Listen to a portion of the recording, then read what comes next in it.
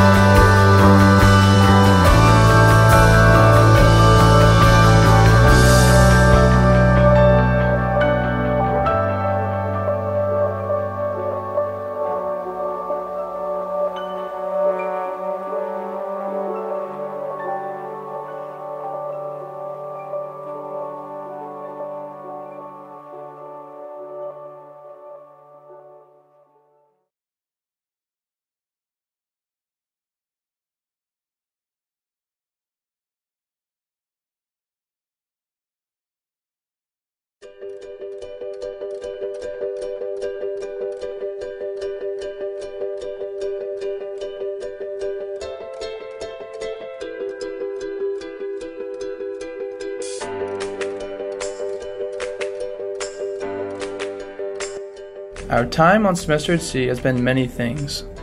It's been exciting, liberating, exhilarating, unique. It's been challenging at times and rewarding at others. It's something we will look back on months from now, years even, and reevaluate ourselves and our place in the world. The growth we have experienced is not temporary.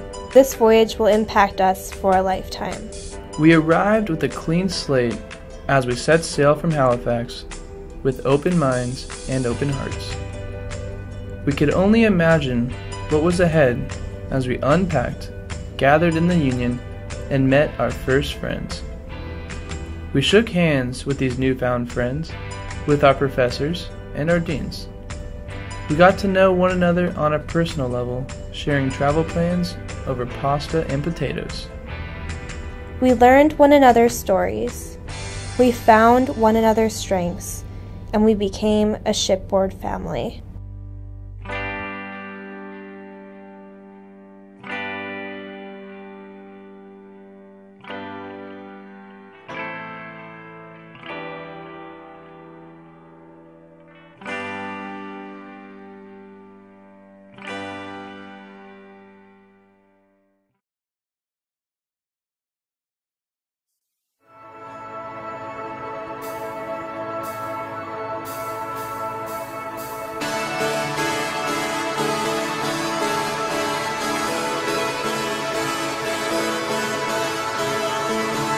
We then took Europe by storm. We climbed mountains, camped out for sunrises, and we definitely savored local cuisine.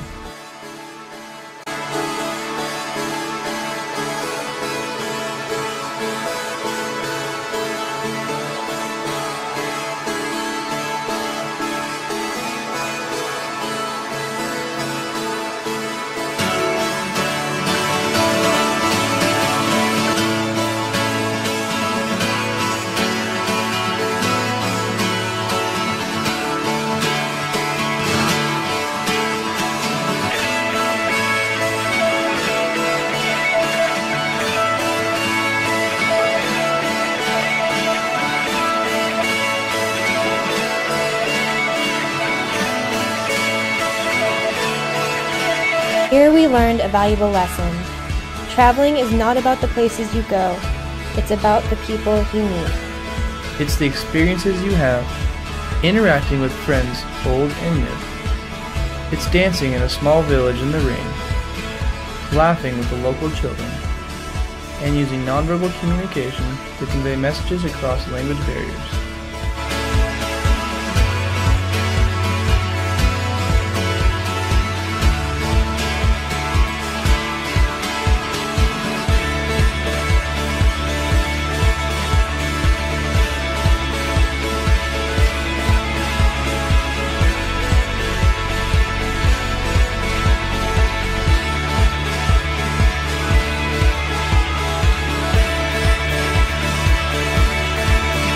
As we neared Africa, we grew anxious to see the drastic differences between Europe and Ghana, and even more so, the differences between ourselves and the people we were about to meet.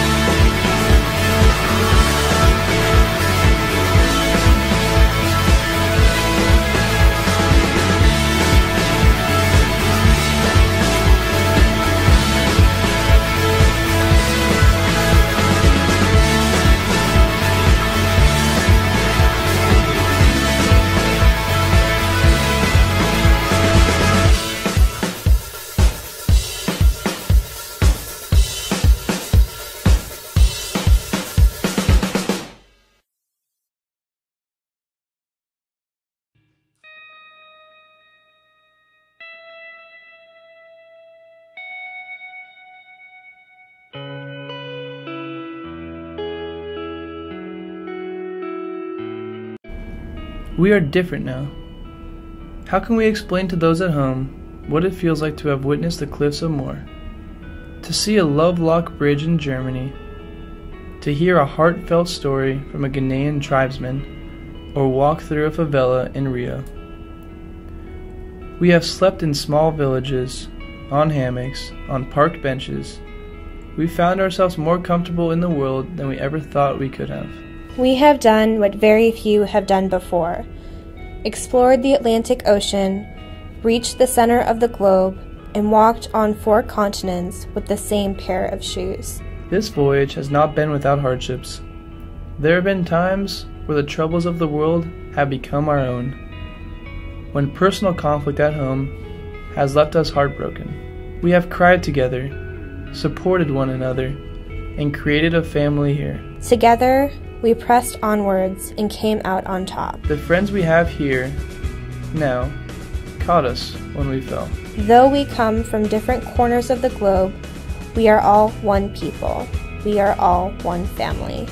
We no longer place any importance on the color of our skin, the religions we adhere to, or the nationality we claim. Through everything, we have grown.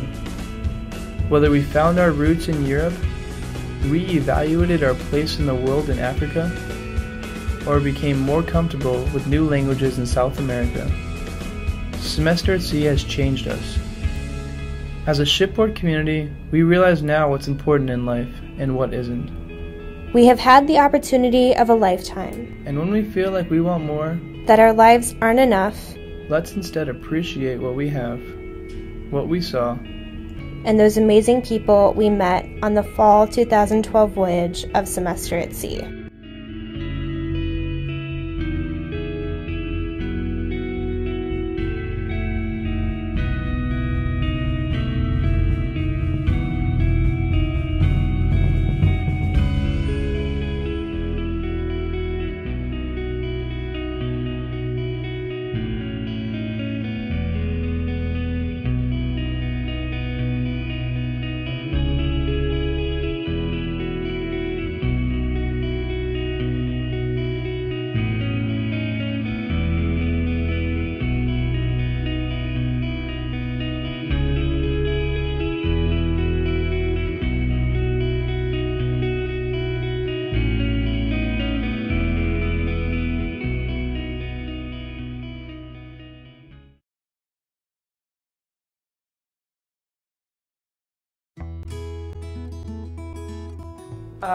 What I thought coming into this program was that it would be a tremendous opportunity, like a once-in-a-lifetime sort of thing. So naturally I was like, I have to do this. I was a little nervous because I was uncomfortable with going to that many places for such a short amount of time. So I was a little skeptical of how real the immersion was going to be. I've never been on like a ship before, and I don't know how to swim. So I was really nervous about doing Semester at Sea. I was afraid of how I would be received across the different cultures. I mean, as a gay person, I thought that going into some of these countries that it would have been really difficult. I was least excited about Europe. What I thought about Europe was that it was the tourist destination, that everyone who does a study abroad program goes to somewhere in Europe. Europe was surprisingly it was interesting in that it wasn't really what I expected. Even though I wasn't a Spanish speaker or a Portuguese speaker, they still welcomed me with open arms. They also taught me some slang words, a few pickup lines or whatnot. So it was very exciting. It was very welcoming. I was most excited about going to Africa because I've been wanting to go to Africa for years. I was really worried about not being accepted in Africa, and I was also nervous that my narrow view on Africa, as a lot of times in the States we're taught that Africa is more so a collective country, and Africa is a continent, and there's so many different parts of Africa and so many different cultures and religions, and that's not something that we're taught strongly in the U.S. So I had a very ignorant view of Africa. Thought everyone was in tribes or whatnot, because I'd never been there before. Oh man, as soon as I stepped off the ship, it was, oh my brother, too black, too strong, my brother. But for my Langa home ship stay, the minister was, I guess, our host dad, And in his house, he had this article that said that South African minister opposes same-sex marriage. And so for me, staying in that home, what I first felt was, you know, how can this be? I felt so uncomfortable. But I started to realize from this trip that I had to be understanding of the culture, and that I can't impose my values. I'm there to learn. I'm there to see the world through their eyes. This late in the trip, I was starting to feel a little bit homesick, but I was actually really excited about going into South America. I finally started making those connections that we all face the same problems. The favelas are related to the townships, which are related to the villas, and it's all interconnected. A lot of the infrastructure and a lot of the progress that was seen in Africa, South America is going through that same process right now. What I've taken from this is a conviction of my desire to join the Peace Corps.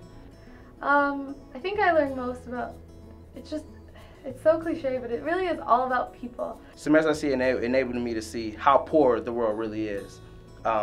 Because at home I only think about America. I don't think about 48% of the world who live on less than $2 a day. And for me to travel to countries and actually see that, it's just overwhelming. I couldn't believe how individuals can literally live on less than $2 a day and still enjoy life at the same time.